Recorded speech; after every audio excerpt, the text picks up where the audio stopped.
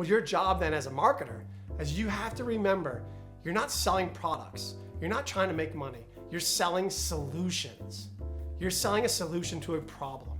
Everyone that goes to buy your product, they have a problem that they're trying to solve. Something is bothering them and they need to solve that problem. You have to always remember that. What am I solving? Why is someone buying my product?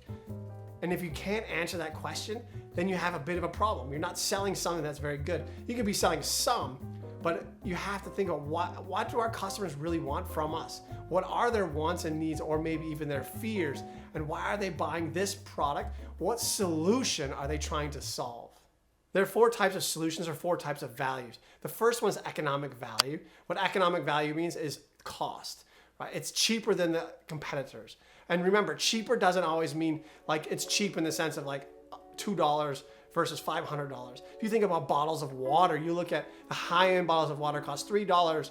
It's still only $3, but you compare that to Costco water where a 24-pack costs $2.50. That's an expensive bottle of water, right? So the economic value is ours is cheaper. You look at Hyundai cars or Costco water, their value is economics. It's cheaper than the competitors. The next one's functional value. Think about a smartphone. Think about yourself. What percentage of the functions do you think you actually use on your smartphone? Just take a guess. 10%, 15%? There's no way you use 100% of the functions on your phone.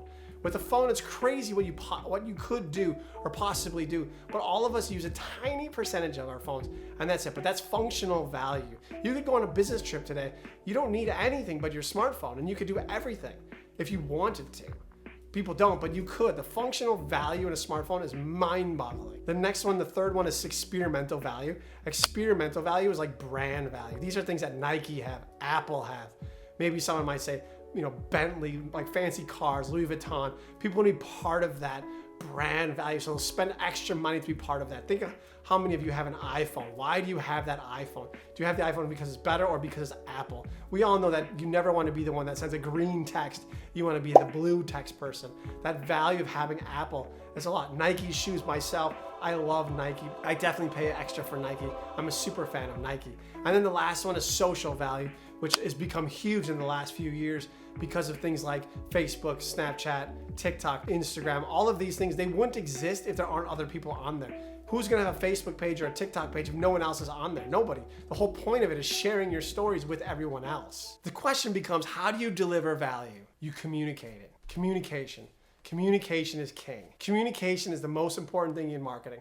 If you can't communicate well, no one's gonna buy our product. How are you gonna tell customers that we can solve your problem, that we have a solution for you, that we have one of the 4 values that you're looking for?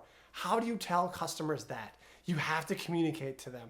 That's why brands spend so much money on advertising, putting things on TV, on the Super Bowl, putting on buses, on billboards, on podcasts, in TikTok, in Instagram, well, you name it. That's why brands are there, because they're trying to communicate the best that they can with their customers. Communication. But the problem is there's so many brands out there that it makes it that much more difficult to communicate with brands on a proper level so that they actually can hear you. People say you hear something like 1,000, 2,000, 10,000. There's all these crazy number of ads that people see in a single day. How do you communicate with them so that they hear your brand and they actually listen to it? They actually care about what you're saying. So when you think about the communication part, is so difficult to reach your customers. But if you can become good at it, that's how you become like super successful, crazy successful. The last thing I want to touch on is something you have to be careful. And this is not necessarily, this is a bit ethics, not ethics, but why do brands make so many stupid mistakes?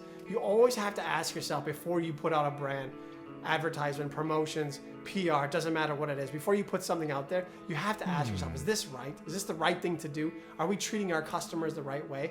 And I'm gonna put the ad down below so you can watch it. It's the Pepsi commercial from a few years ago when they try to kind of play on the Black Lives Matters, and it was horrible, all around horrible. Another example was a few years ago, H&M had the monkey on their t-shirt. Dove has had so many terrible examples where they just don't think and they put out ads.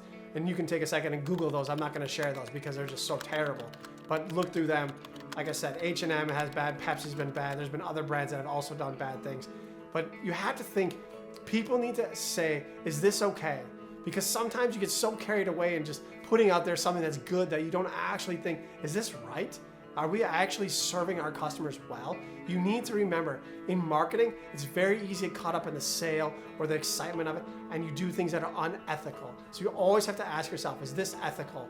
And what does ethics mean? Ethics is basically, is it right or is it wrong? And if you feel any bit of it's wrong or it's uncomfortable, don't do it. Now that we're done with the lesson, you will be able to explain the purpose, or you should be able to explain the purpose of marketing in our daily lives. As I said, I'm really excited for this semester. I think there's going to be a lot of fun things, and hopefully by the end of today's lesson, you can have a good understanding of what marketing is around us and start to open your eyes and see it everywhere that it is. So take care. I'll see you next week.